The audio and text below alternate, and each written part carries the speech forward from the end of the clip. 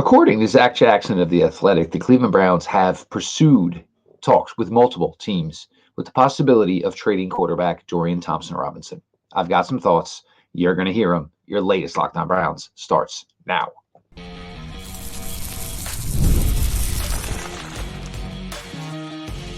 You are Locked On Browns, your daily Cleveland Browns podcast. Part of the Locked On Podcast Network, your team every day. Welcome back, my friends, to the show that never ends, your daily delivery of all things Dog Pound, LGB, and the LOB, the Locked On Browns podcast, brought to the Locked On Podcast Network, your team every day. I am your host, Jeff Lloyd. Appreciate all of you who make Locked On Browns your first listen every single day. Join the everyday crowd. Don't miss out on any of the action. Subscribe to Locked On Browns YouTube channel. The show is always available. It is always free wherever you get your podcast. Today's episode is brought to you by FanDuel. Now, through September 22nd, all FanDuel customers can bet $5 and get a 3-week free trial of NFL Sunday Ticket from YouTube and YouTube TV. Visit FanDuel.com/LockedOn to get started. Your host, Jeff Lloyd. Appreciate everybody. The Athletics, Zach Jackson. Obviously, everybody knows Zach. Zach does fantastic work out of practice pretty much every day. Get a lot of great nuggets, a lot of great information, certainly, from Zach Jackson. From Zach, and this was early afternoon today, probably before practice started. Zach spoke and put out a piece talking about how, as the Browns are trying to manipulate their way, and it is 1 week from today, where the Cleveland Browns will have to get from 90 to 53. It's a large task to squash the dreams and hopes of 37 people in the NFL, and it's going to happen 32 times next Tuesday. But Zach reports that the Browns have had conversations with multiple teams about the possibility of maybe moving quarterback Dorian Thompson-Robinson. I've got some thoughts. First thought that maybe comes to mind is the Browns maybe are willing to pursue the possibility of having to go with only two quarterbacks on the week 1 roster. There is no way they can release, of course, Dorian Thompson-Robinson with the hopes of getting him back to the practice squad. I don't think there's any chance whatsoever. So maybe they can go that route with Tyler Huntley, maybe. And the reason you would think maybe the Browns are only going to go two quarterbacks or would want to even think about it is the offensive line situation. Carrying one offensive lineman until you've had, Conklin and Jed Wills all contribute, all play before you have the confidence to drop that lineman. And then if you so choose, bring back a third quarterback to the 53-man roster. So, I don't like that scenario. I got to be honest. And, I think of, what I've seen of Dorian Thompson-Robinson to this point last year and this year. I think for what you were talking about for a D3 quarterback draft choice, which DTR was, I think you're seeing everything I think you'd hope to see at this point. He's not going to be the starter for this team, at least anytime soon, as we all know. This team has a starting quarterback. But you can certainly understand with the amount of injuries the Cleveland Browns currently are dealing with, them possibly, entertaining the idea that maybe they need to just have two quarterbacks on the 53-man roster until, the team shows that it is healthy or the team has more confidence in certain guys who, have not been able to return to the practice field just yet. The Jed Wilsons of the world, certainly the Jack Conklins of the world, et cetera, et cetera. We all know the names as far as that is going. Another thought could be is, the Browns drafted DTR, and this was certainly after, they had made, other moves at the quarterback position last year.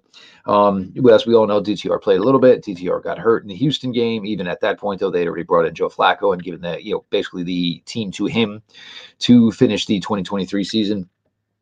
It was just a tough spot. There was a team with a lot of pressure. It was a team that had legit playoff aspirations. And I think they didn't want to turn it over at the time to a day 3 rookie. Understandably so. And it worked out. Well, DTR got hurt. As Joe was playing well, it worked out. Joe, got to the playoffs. We all know the rest.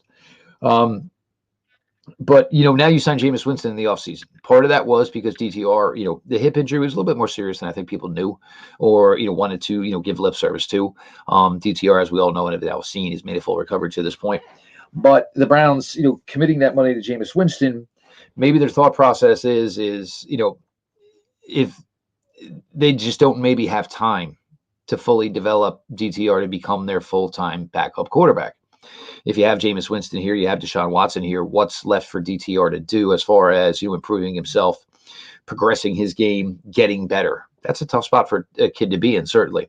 So it could be another thought that the Browns are possibly having in that regards. If they have Jameis, it'll be Jameis. If you go to DTR, not a lot of teams have a lot of faith in anything when it comes down to the third quarterback. Not a lot of teams do what the Cleveland Browns did last season. We all know that. So that's a couple of ways, certainly, to look at it that way. Another one could be, the Browns, have a lot more draft assets yet next year. They could be looking to maybe reset the clock and maybe draft a quarterback next year in the draft even higher than when they drafted DTR. So that's another possibility to look at for what Cleveland is doing here as far as entertaining thoughts for DTR. What is he worth? I guess he's probably worth right around what he was when he was drafted, a 5th-round pick. Are you looking, and I've seen a lot of this day, a lot of people, they have the offensive line issues. I don't think DTR is going to bring you back a solution to what the Browns' offensive line issues are right now. And look, they might not be issues. Jed Wills, Jack Conklin could be ready to go week 1. I don't know. You don't know. Nobody knows. But those who, you just move them. And, first off, there's not offensive linemen that are really ready to go who are available by trade. It just doesn't work that way. And I don't think DTR has enough of a resume to bring you back a viable offensive line solution, even if it's for a short term or long term. So, I'm not buying any of that from, people are trying to give you that, certainly on social media. But, for DTR, there's 2 ways to look at this. A, it's nice that there's NFL teams that have seen what you've done, like the way of progressing, and certainly like the work ethic that you're putting out on a daily basis. It's certainly difficult when you're a guy who's been with the team now for 2 years, with the team who drafted you, to hear that there's a possibility that, they could be moving on from you. Certainly not what anybody wants to hear. I think DTR truly likes it here. I love the selection of DTR. I love DTR through the draft process. Once we got deeper and deeper into his time at UCLA, really, really liked the player that he was while he was in college. Do I think that, come this time next year, DTR is, the be all end all to be the Browns backup quarterback? I don't know, because he's just probably not going to get the time to prove it, at least to us. How much do we see from practice, right? And could be running a scout team. I don't know. But, moving DTR for me doesn't make a ton of sense. I would understand it if I saw the reward and I accepted the reward. I was good with the reward. But if you're talking DTR, Tyler Huntley, I'm keeping DTR. Let's keep that path going. The kid has worked hard. The kid is improved. I don't want to see DTR go, but I understand everything in the NFL is a business. We will continue on your latest Locked On Browns. Appreciate it, Rich, for being along for the ride.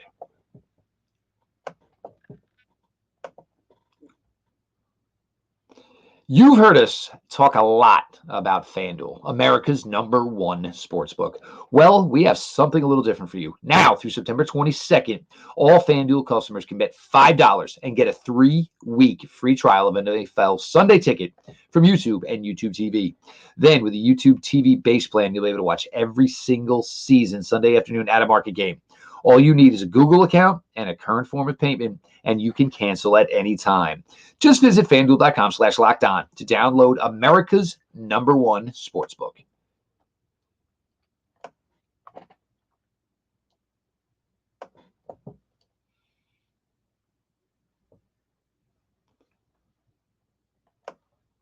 Your latest Locked On Browns continues. Your host, Jeff Lloyd. Appreciate everybody who makes Locked On Browns their first listen every single day.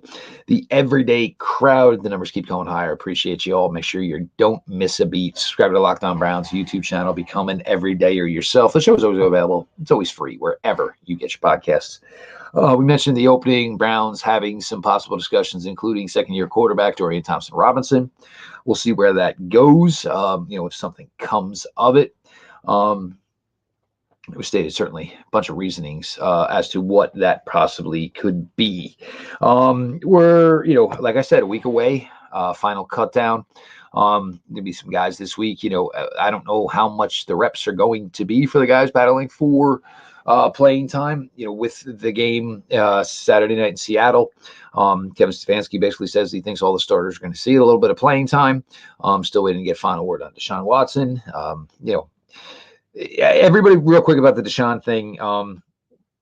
Look, Jermaine Urfidi is not the worst option you could have as a starting left tackle in a preseason game. So if you want to go out and maybe get Deshaun a series, I think he can pull it off. I think he can. I get, and everybody's, concerned, and God forbid something happens and Deshaun's backtracked from, his recovery. I get all that. I do. And yes, everyone knows, I've said it a million times over, nothing matters but September 8th.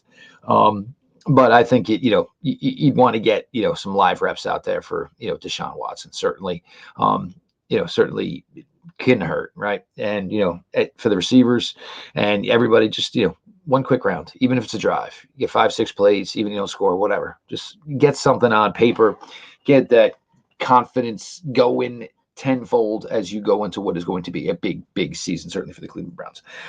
With 1 week to go, some stock up questions here. Stock up, we're going to do it here. Stock down. As far as some guys and their potential and roles for the 2024 Cleveland Browns. Everybody knows I was not the biggest, fan of the Dante Foreman signing. There were other running backs I had obviously pinpointed out. I had certainly pinpointed out a million running backs within the draft. I thought the Cleveland Browns certainly could, make do with, still miss you, Audric Estime. Still miss you. But Dante Foreman, after getting to see his first live action last Saturday, we're not going to grade anybody on the running of the ball because the offensive line just didn't really give it much to work with. But what Foreman was able to do as a receiver, and that really impressed me. Because I love the fact that, when you're bringing guys on the field, there's basically going to be a no tell. And, Dante Foreman, in what was limited action, certainly, 5 receptions, almost 50 yards, showed good wiggle. You see there's more burst in Dante Foreman's body right now than there was in Kareem Hunt's last year. So anybody who's trying to bring back Kareem again, you see the reason that they, kind of chose Dante Foreman over Kareem Hunt. So he's really, in my opinion, put in a spot here where, I don't think anybody in the running back room is necessarily going to be considered a heavy contributor. That only person would be Nick Chubb when he does eventually return. I'm still waiting to see Nyheim Hines. Certainly, we'll see where the role is for certainly a guy like Pierre Strong. But it has got to keep in mind, who's making it? If Hines comes off, his list, that's a roster spot. It's going to cost somebody a roster spot. But, I can see, a nice working relationship, certainly between Dante Foreman and certainly between Jerome Ford. You can find a way to mix in a guy like Nyheim Hines. And, in the running back room, as much as I did have my, concerns about it, you shape that all up, knowing at some point you're going to make Chubb back. That is not a terrible running back room by any means whatsoever. Jamari Thrash, the rookie, 2 straight pretty solid showings in both preseason games, with starters maybe playing a little bit more this week. We'll see where exactly a role would be for Jamari Saturday night in Seattle. But you got to like what you see. And certainly that one, Saturday against Minnesota, where he got, basically broke 2 tackles, got outside, picked up a big first down. And I said it a couple shows back, and, in that number 80s, kind of got a little wiggle. Kind of looks like, a little bit like a quicker. Certainly Jarvis Landry, but, really, really good to see for Jamari Thrash, as he has probably solidified a roster spot with this team, no questions about it. So you're Mitchell Payton. Look, you hold know where I stand on the tight ends. The everydayers do. I've been begging for one. Got to be, since March now, so well over 5 months. But Zaire Mitchell Payton, and even Gio Ritchie didn't look terrible, but Mitchell Payton, looks the part. Obviously the role he would play would not be a large role. So, I would say, after his performance last Saturday, there's probably a chance he can make this team as the number 3 tight end. Talking with several people around the organization, within the organization, rave about the guy's work ethic. And you can see it. He's, you can just see it in his in his, physical makeup. Guy puts in a lot of effort, really, really tries to improve himself. So, for Zaire Mitchell Payton, maybe this is the year, maybe this is the chance, maybe this is the opportunity he can crack and finally make this Browns 53-man roster. Zach Center, I really like what I'm seeing thus far. And look, again, when he's on the field, he's probably the best offensive lineman on the field. Our first look, whenever we're going to see Zach Zinter, is most likely going to be a situation where Zach Zinter goes on the field and maybe is the 5th best member of his offensive line. But you see everything. The pass pro is good. The run blocking is still work in progress as this unit is trying to get acclimated to a new system. Different ball carriers. There's a lot going there. But I certainly see what the appeal was with a player like Zach Center, why the Browns were highly interested, and why the Browns did end up finally making the move to bring in Zach Center. Cedric Tillman. It's really, really. And again, I'm not sure why he didn't play last week. Again, why didn't he play Saturday against Minnesota? It was a guy who really could have used, because he hasn't done much in the games. You know what I'm saying? And it's great that you're doing well in practice. You're making a lot of plays. And Cedric Tillman might be the most improved offensive player in training camp this year. But there's just something about doing it when it's the opponent. It's something about doing it in front of, 60, 50, 60, 70,000 people. It's something about doing it in front of officials, TV cameras, all of that. And I really think, Cedric Tillman could have used that opportunity. Could have maybe had, maybe good chance of making that happen last Saturday against Minnesota Vikings. Hopefully they'll get that chance this week, certainly against, of course, the Seattle Seahawks. So it's been some impressive things to this point, as far as stock up, stock down. Of course, all of these guys that I'm talking about are certainly on the offensive side of the ball. Some defensive guys. I think Devin Bush has really looked good to this point. I think Juwan Briggs plays active. He's a player that, I don't know if the Browns are going to have time to invest into, but certainly there. Mahmoud Diabate is the guy I just like. I think there is a real simple chance that he makes this roster this year and maybe finds his way to contribute a little more within the base defense. He's got the size. He's got the athleticism. Really good tackler.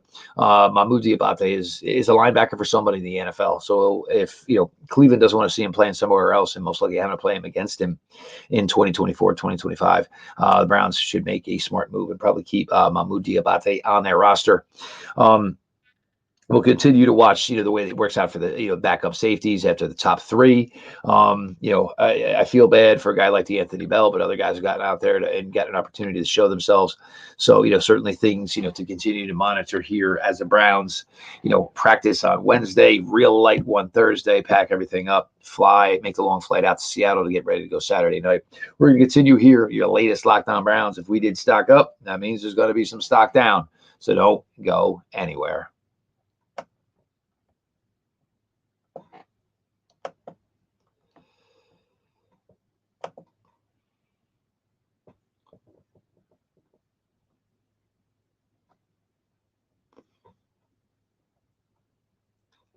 Your latest Locked On Browns continues. I am your host, Jeff Lloyd. I appreciate everybody who makes Locked On Browns their first listen every single day. The everyday crowd is fantastic. Be part of it. Don't miss any of the action. Subscribe to Locked On Browns YouTube channel. The show is always available. It's always free wherever you get your podcasts.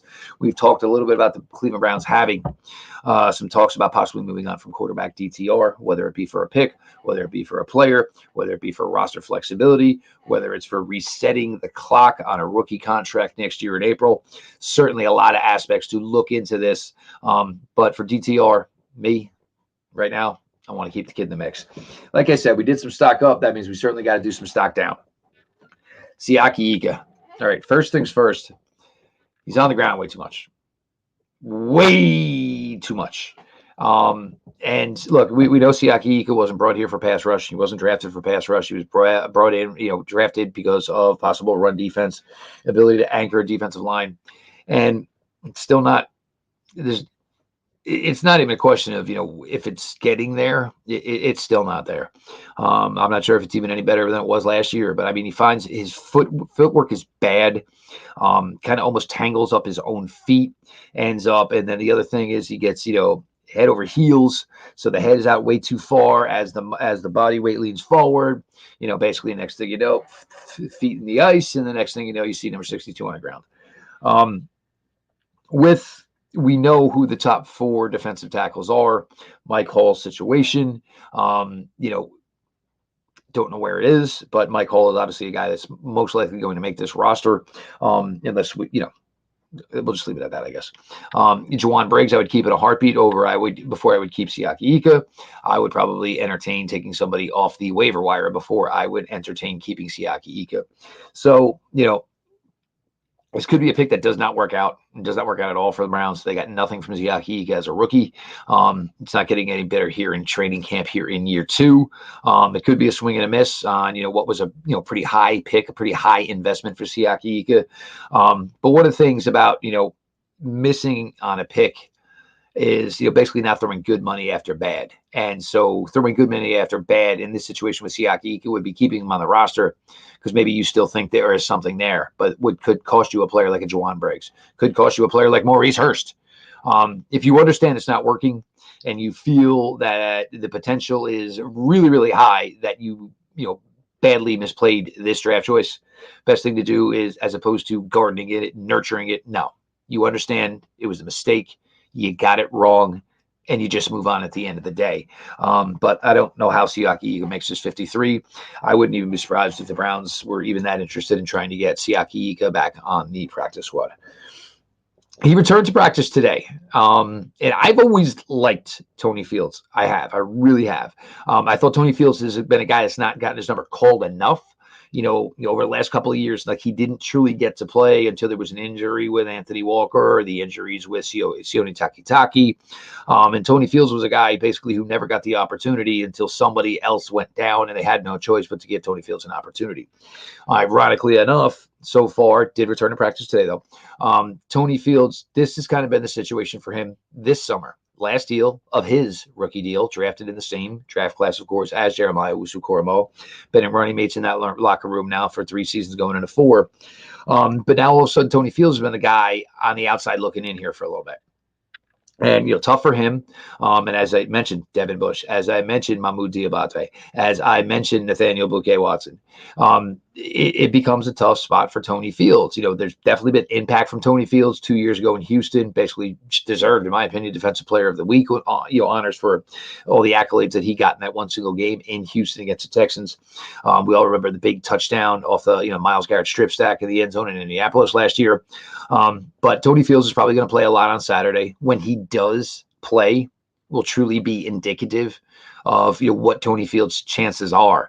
If Tony Fields doesn't play in the first half Saturday in Seattle, you're probably a little nervous for Tony Fields, because then maybe he's just playing to play out the string, so to speak. But for Tony Fields, the guy who always had to wait for his opportunity due to injury, right now his roster spot could be in jeopardy due to his own injury. And I kind of hate it because I've kind of been a Tony Fields guy for the time he's been here. DeAnthony Bell. And again, very similar, certainly, to Tony Fields. We really saw DeAnthony Bell play much on the defensive side of the ball. Been a really good special teamer for 2 years with the Cleveland Browns. But now, last year, all the injuries at the safety position, you got down to safety 4. You got down to safety 5. These guys played, a lot of reps. And you saw the kind of player DeAnthony Bell was, really close to the line of scrimmage type of safety, willing tackler, physical tackler. Certainly had the Hail Mary interceptions, of course, against the Chicago Bears. A big one, obviously, to clinch that ball game.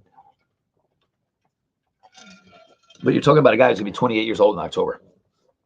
So it's not like he's young, and it's not like we said, oh, well, DeAnthony Bell got out there, played a little bit last year, And here we're talking about a 22-year-old kid. No, he's 27. So, you have the kid from San Jose State, Ronnie Hickman here as well. So it's a real tough spot. And I kind of hate it for a guy like DeAnthony Bell because you don't know how much more chance there is. He came into the league as a very older player, already 2 years in. This would be year 3, and he'll be 28 in October. So, not a huge opportunity. But, and the other thing is, I've talked about this a little bit on a couple other spots I've done here. You don't know where everybody, there's a core special teams player. Does that term even exist right now? How are you a core special teams player? Because basically the vast majority of special teams play in the NFL is now changing, and it's drastically changing. So I don't think anybody has a leg up on anybody else as far as special teams play or special teams ability.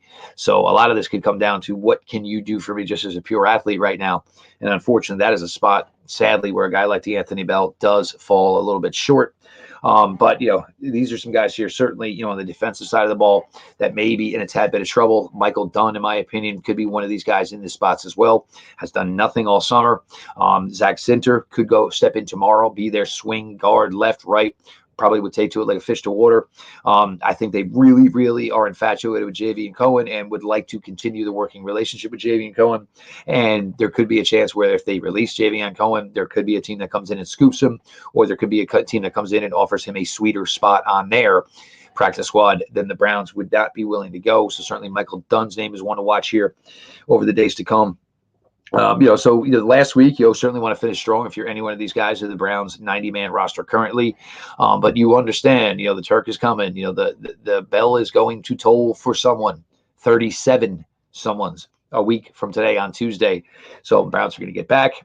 They are going to have a rest day. They're going to get into a couple of things. And then all of a sudden, it's going to be, did I make the first 53 or not? Am I wanted on the practice squad? Am I on the phone with my agency and where my next opportunity is? So there's certainly a lot that is going to be going on here over the next, certainly 7 to 8 days here, Cleveland Browns wise, and certainly as far as getting this roster to that final 53. So once again, DTR mentioned in trade talks with several clubs. Browns could be gauging the field. Browns could be looking for, offensive line help. Browns could be saying, hey, we got Jameis. We'll reset the developmental rookie quarterback clock next year in April. A lot of factors going on there. We did some stock up. We did some stock down. I am Jeff Lloyd. I'm your host here at Locked On Browns. I appreciate everybody who makes Locked On Browns their first listen every single day. The everyday crowd is a bunch of filthy animals, but they're my filthy animals. I suggest you be like the filthy animals, become an everydayer. Subscribe to Locked On Browns YouTube channel. The show is always available. It is always free wherever you get your podcast. This has been your daily delivery of all things Dog Pound. LGB on ELOB. Let's go Browns.